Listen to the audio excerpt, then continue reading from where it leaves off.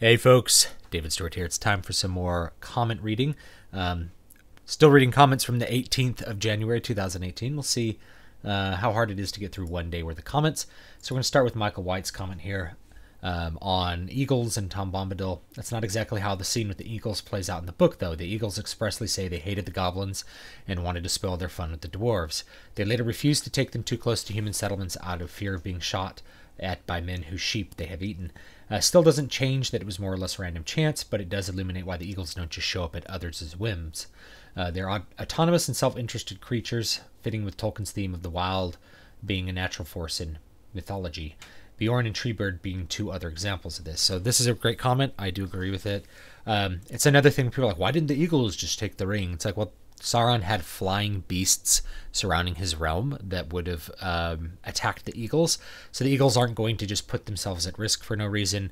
Also, you know, if the entire land was covered with dark goblins, the Eagles would probably still be okay up in their little mountain habitats. So they're less part of the interplay of good and evil and more their own force of nature. So this idea that like the Eagles are, you know, the Eagles kind of flew down suddenly, and that's kind of the, I guess, the flaw in The Hobbit, rather than having them be pre-established on some level. But they have their own reasons for doing stuff, and they don't necessarily come in to just do the bidding of Gandalf or anyone. They only really help Gandalf because Gandalf has a history of helping them. And actually, the Eagles are cited by some people. There's kind of like a fan theory that Gandalf is not Olorin. He's actually Manwë himself, and like the wizards don't have a great idea of who the other person is. I think that that's kind of, there's evidence that that's not the case, mainly because Gandalf says that he doesn't have, you know, facing one of his own order. He talks about people, or some things being stronger than him, and some things he hasn't been tested yet. Whereas if it was Manwë, Manwë is like, he's like the supreme Valar. He's pretty powerful. So anyway, I just thought I'd mention that. There's a little bit of fan theory that Gandalf was actually Manwë. My cats have very few problems telling me what they're thinking. However, me being a cat person perhaps makes it easier for them. Okay, so on anthropomorphic animals, yeah, I get an idea of what my cats want, but not like, they don't express to me anything in language. Skip that one because I answered it. I thought I was the only one who cared about this. Any child needs to differentiate between a fantasy animal and a real animal. If the child cannot do that, we have a problem. And I think that's I guess my warning to parents is like, you really have to make sure that you're framing stories for your kids. So, because stories contain a lot of messages, and it's really good to pre-filter messages, especially with young kids, because you don't always know how that message is going to affect them later on, or like what kind of biases it's going to create later on. So if kids are kind of going into life thinking that animals are thinking, feeling things that are really, really close to humans in their ability to comprehend death or things like that, then it really hampers any kind of possible logical debate or thought process you could have about animals and what rights should be afforded to them. Bat for Justice. I once saw someone filming a Star Wars movie in a theater with a camcorder years back. I did the right thing and reported them. I know that used music stores can also hurt artists. If stores were required to place a resale royalty on every used item sold, it might help. One thing the world needs to do is get the for-profit insurance companies out of business. There's no reason at all insurance money could not be given back for every show or venue without incident. I try not to buy used music at any venue. If I can, I will go direct to the artist and bypass the record pimp if possible. It was not hard for me to see that a lot of musicians were or are prostitutes for a recording pimp. So this is an interesting comment as well. So yeah, the piracy argument's always ongoing. The idea of when you buy a CD, you're not buying the CD, you're actually buying a license to listen to it is confusing to a lot of people, because the property is actually intellectual, not physical. And the idea of charging money for a virtual product shouldn't be that complicated a thought in the 21st century, but a lot of people have trouble separating those two. It's like, well, I own the CD, I should be able to put it on at a concert. It's like, it doesn't work that way. You know, that's not the way the law works, and it's really not the way intellectual property works. You're trying to create profit off somebody else's work, then you probably ought to pay them a royalty for that. The idea that there's sort of a limitless product, limitless number of copies when you pirate something, that's not true, because there's a limited number of games that the market can produce. There's a limited number of CDs, movies that the market can produce, because it costs money and time to produce them. So if they don't get any reward for that, if the market's not willing to give them anything for that, then there'll be less supply of those in terms of how many movies are being made. So yeah, you are actually attacking the supply when you pirate something, because you're reducing the profitability of that. And also, when a person offers something up for sale, they're offering it as in whatever terms are either made explicit through law or sort of implicit with the way that you're selling it. And that means that if they're offering it for sale, then that means they're trying to recover some kind of value from it. So you really shouldn't pirate things. The other thing about record companies, this is something that goes back a long time. It really wasn't uncommon, even during like the big profit boom of the record industry in the 90s and 80s, for an artist to finish a recording cycle and owe the record company money. Because what would happen is the record company would give them an advance, not a big check, but an advance, like $100,000 advance, that the artist was supposed to take that money and use it on a recording. So the artist would use it on lots of things, including a recording. They'd go tour, and because of the arrangement with the record company, they'd end up owing the record company royalties on the songs that they performed. And then they'd owe the record company a percentage of all the merchandise that they sold, and on and on and on, until you realize that like they haven't recovered the money from the advance, because the part of the advance was not the royalties and everything that they still had to pay to the record company off of every piece of merchandise, every record that was sold. So it really wasn't uncommon for a lot of bands to just be in debt to a record company after several recordings and several tours. So the idea that, you know, it used to be better, it's not necessarily the case, but now it's really bad, to where you can kind of see the writing on the wall. It's really unprofitable to do a lot of things in music now. You pretty much have to do it from the standpoint of either you're going to really approach it like a business, or you're going to really approach it like it's just an artistic endeavor and you don't care about the profit. There's not as much middle ground, I feel like, as there used to be, where you could be doing something you're very passionate about, playing a style that you really care about, and then also be able to make a living doing it. It's a lot harder than it used to be, but there's still ways to make money. There's bands like Wintersun. I'm actually wearing a Wintersun shirt right now. Boom! That crowdfund things like building a studio, something that they can then use that capital investment to record more albums more cheaply, and essentially support themselves while producing the music that the fans want to hear, and kind of doing an in-run around the recording business entirely. Because the record companies doing all the distribution, it gets very expensive for them as well.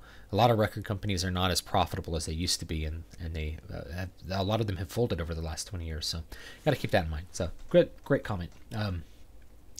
So if I like The Last Jedi, I have no morality. Is that all right? Well, I respectfully disagree. Well, that's a great straw man argument. I didn't make that, did I? There's lots of reasons why someone might like The Last Jedi, but The Last Jedi is lacking any kind of moral sense to it. None of the characters act with, except maybe Poe. Like, people have made the argument for Poe. So this is a great little straw man argument. I can just turn around and say, like, oh, you know, so if you like The Last Jedi, you do have no morality. Why not? Or I can say, so what you're saying is that you liked The Last Jedi because you're stupid, and you're admitting that you're stupid. Well, I respectfully agree that you're stupid. You know, there's lots of different pieces of rhetoric to respond to this. This isn't an argument. This is somebody imagining that I said something, or somebody intentionally giving a straw man. Trick question. What is One Punch Man? One Punch Man is a manga and anime series about an uber powerful superhero that suffers a crisis because nothing challenges him anymore. So he has an existential crisis. If there's no challenge to overcome, what is the meaning of existence? So I like One Punch Man for that reason. It takes the idea of like the Paragon and the or even a Mary Sue, and kind of turns it on its head and says, if someone was actually like this, what would that mean for them? And it would mean like an existence that's possibly devoid of meaning, because there's no challenge, there's no mountain to climb.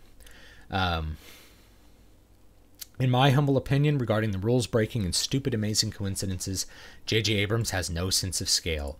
That's kind of true. Like, things are right next to each other, planets are blowing up. It's like, oh, there's a rebel base. You know, there's no feeling that the galaxy is large and full of crazy things.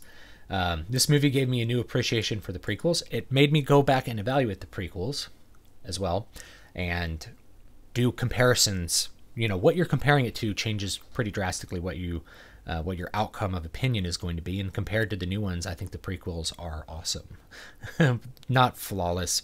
There's big flaws in pretty much all of them, and I'll talk about those when I get to the analysis of those.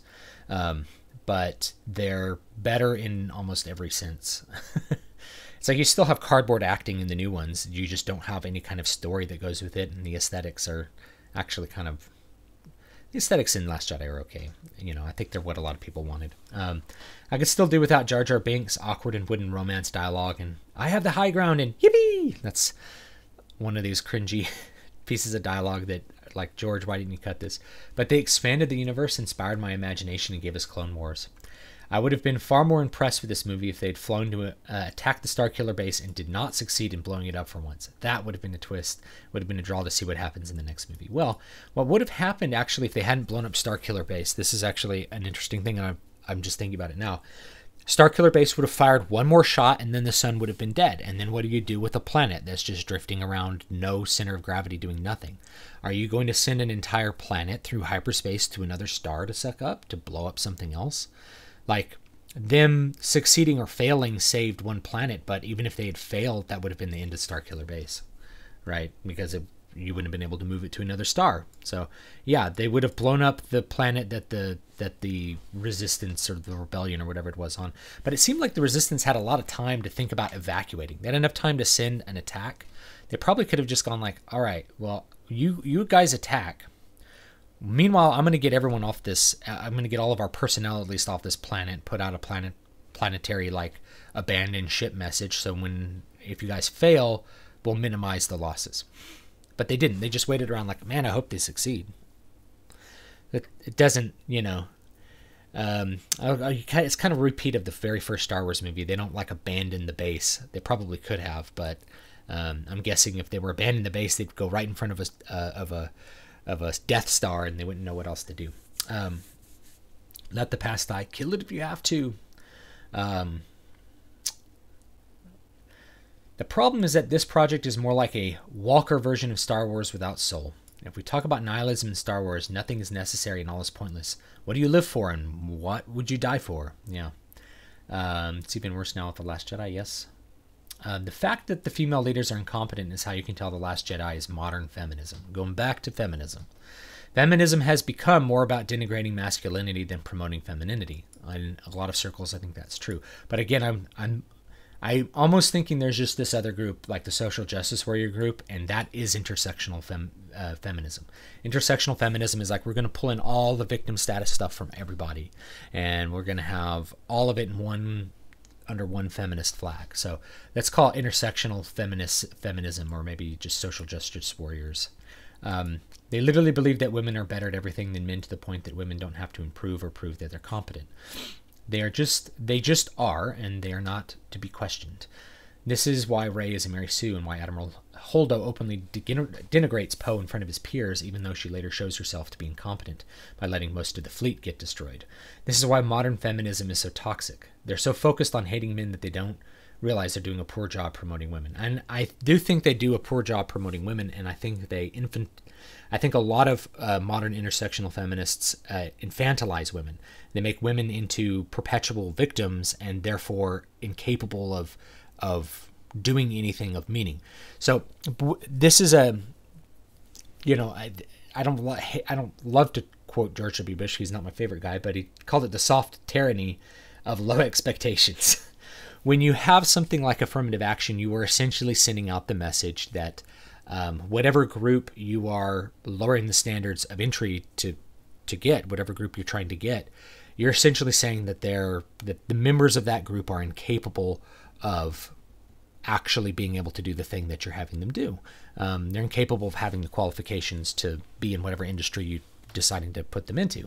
And you are judging that entire group, not the individuals within that group, or you're judging all the individuals by their entire group, because that's how you're admitting them. You're admitting them based on their credentials as their group membership, rather than looking at their credentials in specific cases, like each person as an individual. So that's really what you're doing. It's like you're basically saying all women are incapable. If you're saying, well, we're going to make sure we're going to hire women even if they're unqualified to make sure we have more women because it's better to have more women, even though that's kind of a self-defeating argument, or there's nothing beneath that of substance. You're basically saying that women are inferior to men. You're like confirming what all the misogynists say. Whereas the appropriate thing is you want to remove actual barriers and then let individuals make decisions about what they want to do. And for the most part, that's what happens. And men and women make different decisions. And so that's most of the difference between them. Real sexism, this is why they talk about systemic racism, systemic sexism, because they can't point out individual examples. They can't find people who are actually racist and sexist very often. And then when they do, it's usually manufactured racism or sexism. If somebody makes a joke about something and then that's like, well, you just screech and cry sexist and like blow them up on Twitter. P.S. The reason why I know this is because women are often portrayed the same way in current Marvel comics. They're often Mary Sues and are right even when they're wrong. Yeah, and the thing is, if you showed a woman being wrong or having struggled, then you might have the SJW mob attack you and try to get you fired and stuff like that. So I think there's a lot of fear there. But again, I don't want to paint everything like as feminism. And I think that's a slightly reductionist because, like I said in the previous video, most women I know identify as feminists and don't have that kind of social justice warrior agenda that there should be, or they think about the means of how you do it. It's like, how do we have more women in tech? And you go with like what James Damore said. Well, you offer more part-time positions because women who have children are more likely to enjoy a part-time position than a full-time 70-hour-a-week position.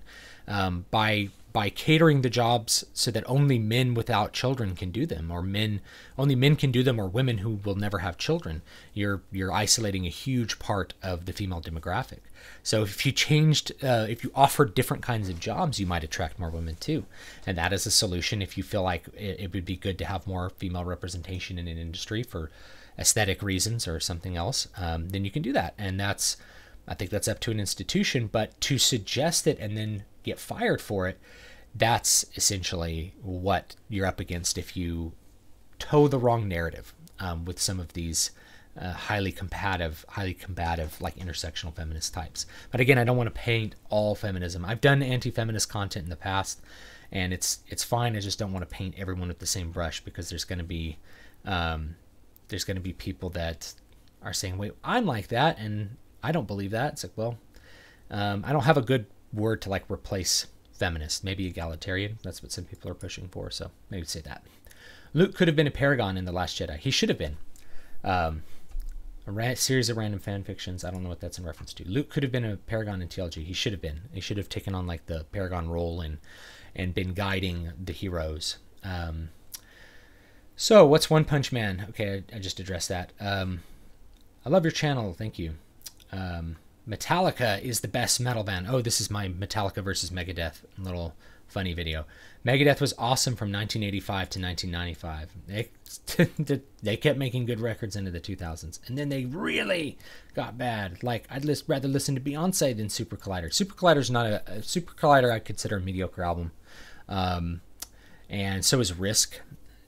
But Metallica hasn't really done much since like 1989 that's really good, or 1988 and Justice for All that's really good. They've done some mediocre stuff and some bad stuff, but they haven't done anything that's been nearly as good as some of those records that Megadeth did in the 2000s, like In Game, System Has Failed, United Abominations. Those three were really solid metal records in my opinion, and I like them. So especially In Game. In Game was great, and the new one, Dystopia, is really good too. When I was a tiny lad, I would always proclaim that I was going to eat worms. I don't know what that's in response to. Do not know that urban fantasy is its own genre. Oh, people? No, the critics. Wait, so the critics had a less knowledge about a film and story genres than the majority of the audience? Yes. So doesn't that seem like they have less know-how about movies than the audience? Again, how do they keep jobs writing about something they do not even care to hold valid and vast knowledge about? Or they're pretty good at using words they vaguely understand, or they only think they do, and building semi-professional political narratives fitting ongoing policy of their employers. but the movie's quality, it was never the main factor. So with this little sequence here, movie critics can come to their conclusions for a variety of reasons. Why do they still have their jobs? It's because if they're hired by like a website or a newspaper, the newspaper feels that they're adding value to it by having those reviews there, whether they're good or bad. Them not giving appropriate consumer information is the main thing. And it's because consumers are diverse and they have diverse tastes. The other thing I notice about most critics is they don't actually talk about stuff that can be kind of identified in a movie. They don't do enough analysis to really tell people why they think the way they do.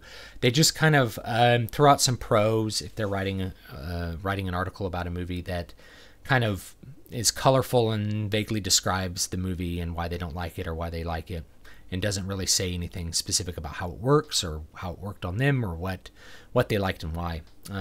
So there's a certain, I guess, culture to reviews that makes them kind of anti-informative and kind of plays to the way that people used to be entertained about reading about reviews.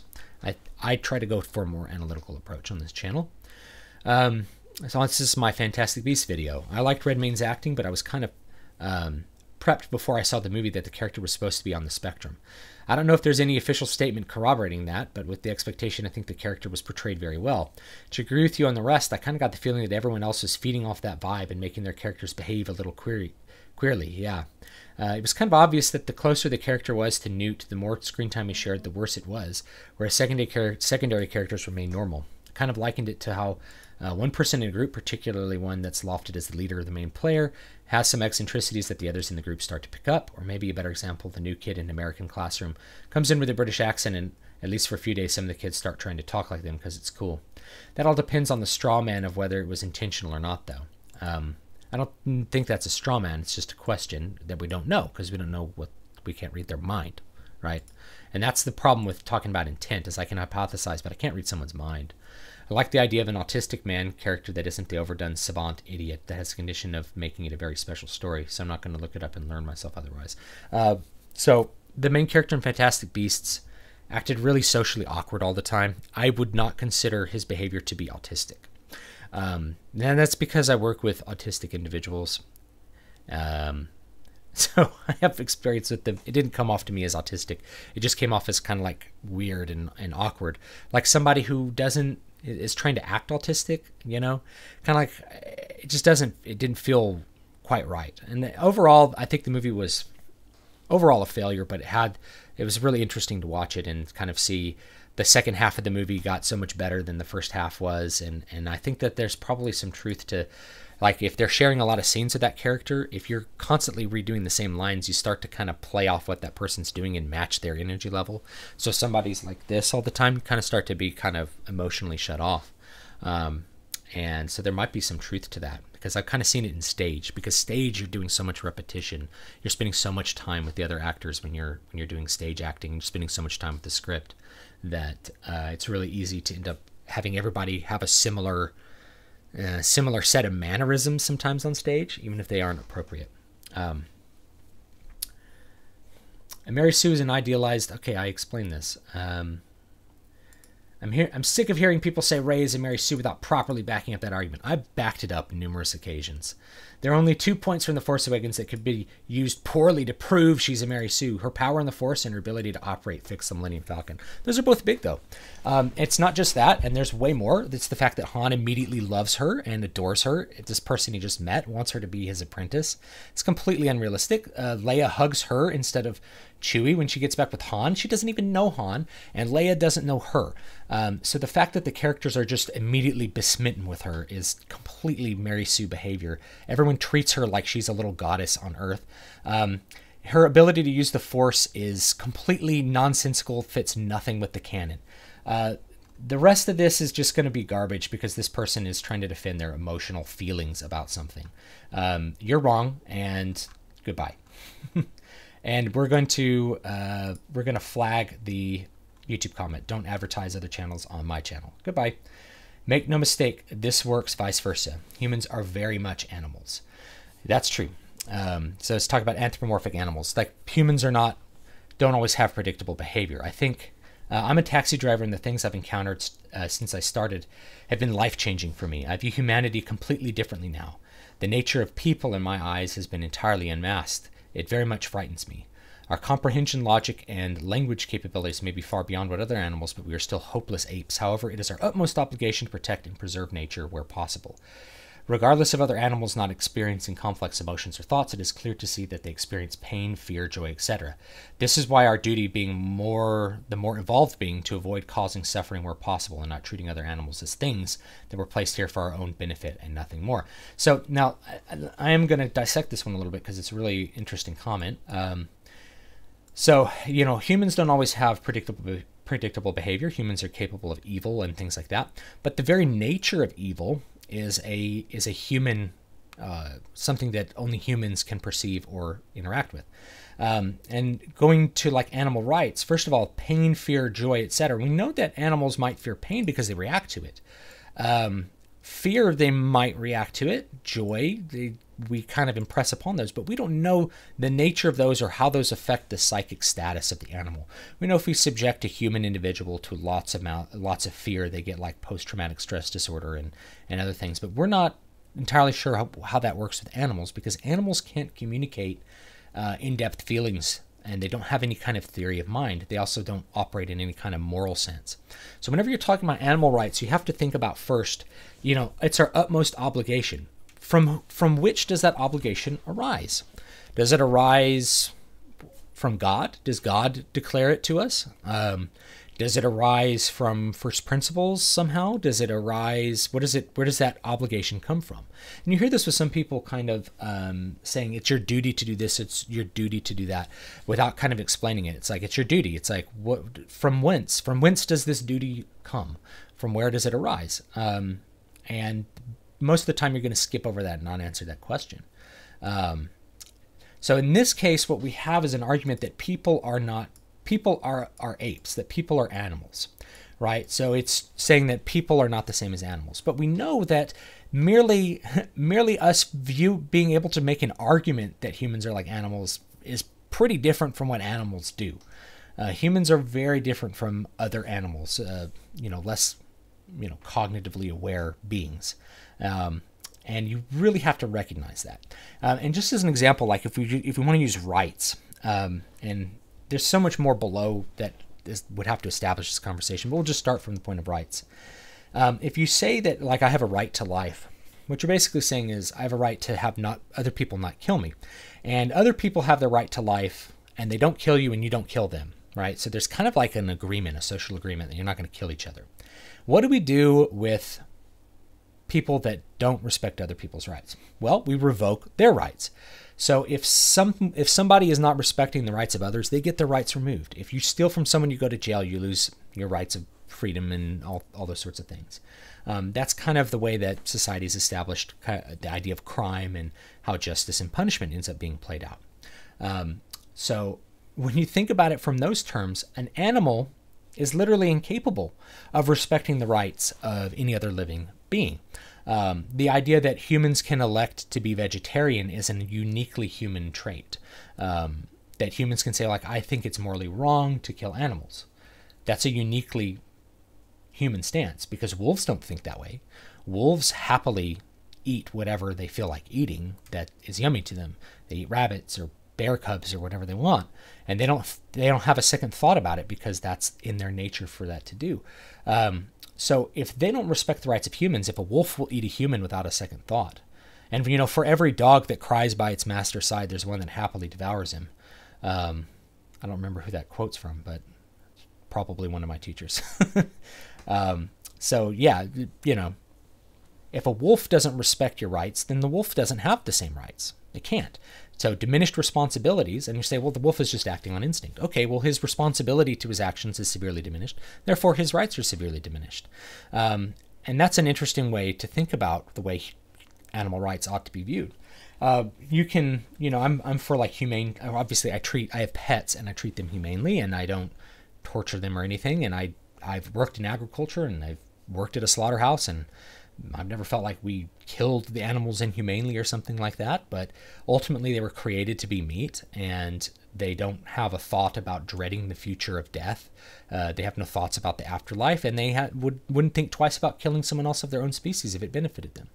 So to impress upon them the results of moral inquiry when they are incapable of moral inquiry, I believe is not correct.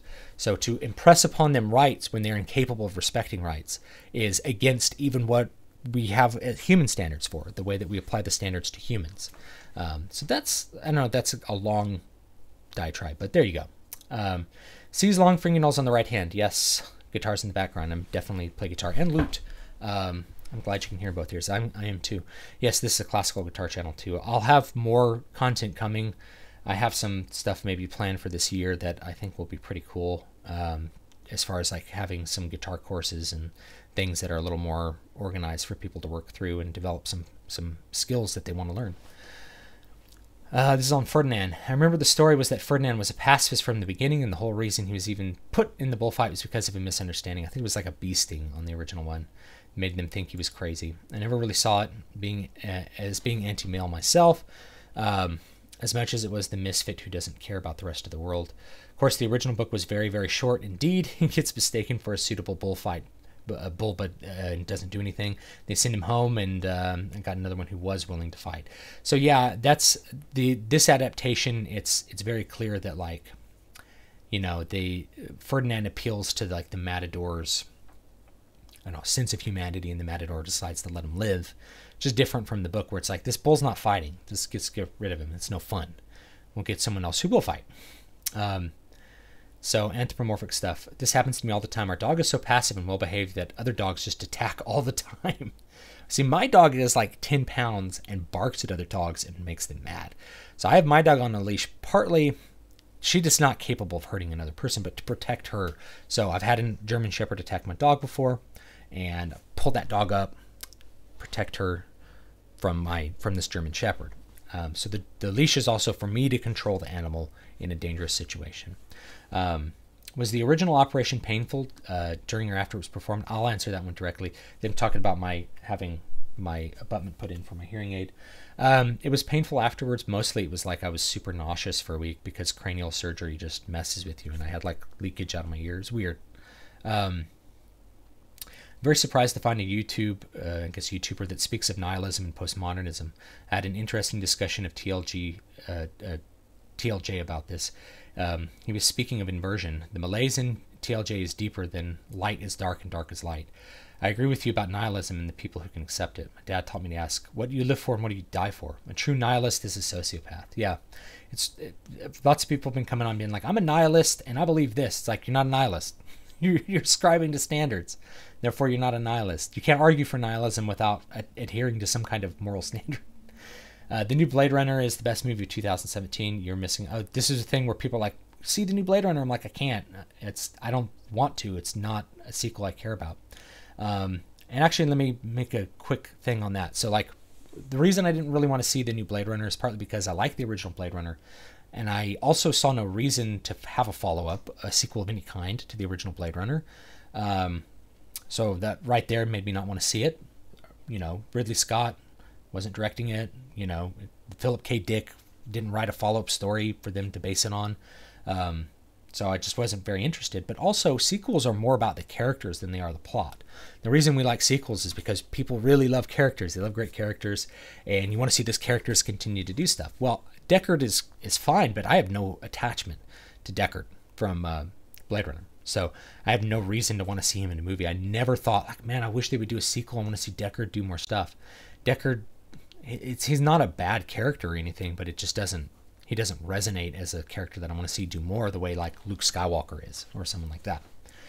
Naruto proves children don't need Mary Sue's. Okay. I don't watch Naruto, so I don't really know. This is about architect versus gardener. Yeah, so this person's kind of splits architect and gardener, 51-49. I think it's good to know where your story's going to go. And I always think it's good to leave yourself some wiggle room, because you may be executing the story and realize your original plan wasn't quite right, and you can kind of tweak it to make it a little better. I think audiences, this is on Can Critics Be Trusted? I think audiences are less able to critically analyze a piece of work, a work of art. There, I said it. I don't think Last Jedi was really great or perfect, but it seems like critics can point out that it was a well-made film. It was technically proficient, but it was, in terms of story, it was not technically proficient. It was visually technically proficient, but the story was awful. And then its relationship to the rest of the movies was insulting. A lot of people who hate it seem to hate it mostly for the changes not being ones they liked, although they're legitimate grievances. So I don't like it for the changes, right? So I don't like it as a fan. But the story was also just awful. It was just a terribly executed story, and really there was no story in it. There really wasn't a story in Last Jedi the way that there is in most other Star Wars films. There was no objective really, other than like, we got to get away from this fleet that's chasing us. And Rey's like, I'm here to train, and Luke's like, nah, and then she's like, okay, I'll leave. Like the any kind of serviceable plot goals don't seem to happen or be clear the way they are in other ones. And the main thing I think about, like if you compare it to Empire Strikes Back, most of the plot goals in Empire Strikes Back were Vader's plot goals. It's kind of like the Vader movie. It's about Darth Vader trying to catch Luke Skywalker, and that's the main plot goal. And so Luke's goals of like, I want to be a Jedi, are really secondary to the main plot goal, which is Vader trying to catch Luke Skywalker. Interesting way to think about it. The same guy commenting the same basic thing. So we'll have this one be the last one because this is going on for a long time and there's still stuff from yesterday. The next thought is, what if that had been my child? Exactly. Oh, this is great. I read this one. Exactly this happened to us. You do not want this experience. I know. Having a dog attack your child. It's all. Please keep your pets on a leash. There's actually a couple. I'll probably do a couple video responses to this particular anthropomorphic animals one. Our son was about 18 months when we were walking down our street with our dog, and a neighbor dog came bowling over a wall at us. He slashed my son in the face on the way down with his canines, knocking him over, and then bit him in the lower back and picked him up off the ground. I was holding the leash and I threw it down as soon as I saw what was happening. This all happened in about a second. Our dog, who is a goddamned hero, leapt right at the son of a bitch's throat, instantly forcing the other dog to drop my son. Our dog attacked him so viciously that he immediately tried to turn around and jump back over the wall, but our dog literally pulled him down 3 times and held him in a corner until the owner finally came out of the house, and we managed to separate them. As soon as my son was dropped, my 3-month pregnant wife went to the ground to protect him with her body and get him away. Super mama bear reflexes. I was just trying to keep myself physically between my family and the dogs until we could get the neighbor dog under control. Fortunately, the puncture wounds missed vital targets. Toddlers are surprisingly resilient, and the neighbors voluntarily surrendered their monster of an animal to be destroyed. So all is well that ends well. We just moved out of that neighborhood for good. My dog is sleeping under my legs right now. I cannot be prouder of him. He's a 10-year-old neutered shepherd mutt with bad knees, and the other dog was a 2-year-old pit mix in the prime of his youth, and was easily 5-pound weight advantage. But my dog kicked his ass, and my son is alive and unmaimed because of him. Needless to say, we're a little more vigilant these days when it comes to ill-contained dogs. Yes, I think it's like whenever you have your dog off a leash. So people have said this. I've had a couple things like, you can totally predict animal behavior. Everybody who walks their dog without a leash thinks that they have a dog that will not do what it's about to do. So everybody who walks their dog without a leash thinks that they're capable of predicting their animal's behavior and that their animal's not going to do the bad thing that it ends up doing. That's why they're always surprised. Now, the thing is, if you walk your dog with a leash, that's a safeguard against any kind of unexpected situation that you haven't planned for. That dog can encounter all kinds of things it's never seen before that can provoke instinctual reactions that you are not prepared to deal with. But if you have a leash on it and something unexpected does happen, you have the leash there to control the dog and protect your dog, or to protect your dog from a child or another dog. If you have a toddler run up and hit your dog with a stick, you still don't want your dog to attack that toddler, but that might be his natural instinctual reaction, and a correct reaction for him in nature is to fight back, and you actually don't want that. So that's a great story. People who've never been bitten, or at least never witnessed a full-on dogfight, don't understand how much control a dog exhibits in its normal behavior, nor what is lurking just under the surface. Great comment. Thanks for sharing your story, and I'm glad your kid made it out relatively unscathed. I am too. That's a really, really frightening and horrific situation. Back to my other point, and I'll probably find some other comments that say this. You know, someone's like, I'm a horse trainer and you can ride a horse without a bridle and without spurs. I remember this comment. And that's true. And I didn't say you can't. I just said I wouldn't. And the reason is because if I'm riding a horse somewhere, I can't predict everything that's going to happen in the environment. You hear stories about like potato chip bag flies over the road when the horse is in a parade. The horse throws the rider, you know, freaks out. Well, if you have some means of restoring control over that animal, that's a good safeguard. If you're wearing spurs, you don't necessarily have to use them, although it might be hard to do your heels gently, but you can get gentle spurs and things like that. It's mainly like having a safeguard so you can control an animal in the event that it's unpredictable. And everybody who does these sorts of things, walks a dog without a leash or trusts a horse to ride without a saddle or any kind of equipment, they come from their perspective, they feel like they're in control of the situation. But every situation where something unexpected happens, the dog chases down a kid, the dog attacks another dog, that's always unexpected to the person who didn't have the dog on the leash. And then, of course, there's always equestrian accidents. I can't think particularly of ones that happen with like bareback horse riding because I don't read a whole lot of them, but there are accidents that happen in equestrian riding, often due to rider error. But the point is that if you assume that you are able to do everything without the need of those extra devices, everyone who does that assume it has the same point of view, and then they get surprised.